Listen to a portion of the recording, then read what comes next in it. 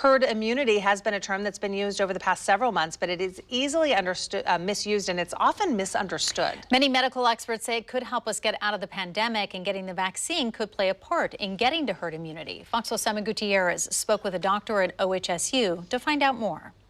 We had a long conversation with Dr. Louis Picker at OHSU. He's part of a panel of experts that have been reviewing the various vaccine trials. We asked for his take on when the country might see some version of herd immunity to the virus. We've heard a lot of different guesses from various experts on herd immunity.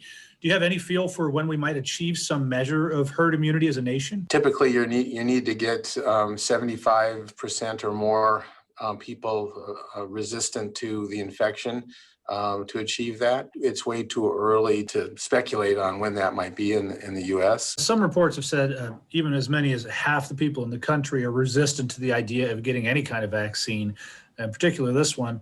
How do you account for that and also try to reach some level of herd immunity? It seems impossible. I recognize that people will not choose to get these vaccines, and that will complicate the ability to end in the pandemic. I mean, ultimately, many of those people will likely encounter COVID-19 and become immune through natural infection.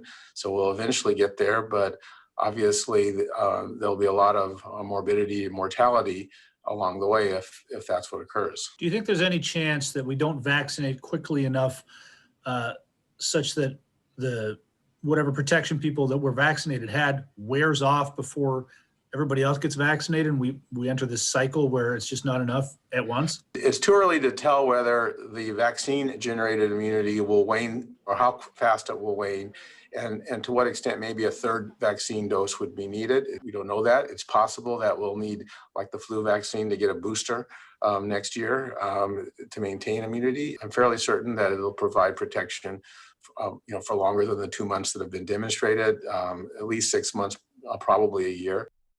And the two vaccines available right now both require 2 doses to protect against COVID-19. There's a third vaccine in the final stages of development that requires only 1 dose, which could potentially speed up vaccination efforts. I'm Simon Gutierrez, Fox 12 Oregon.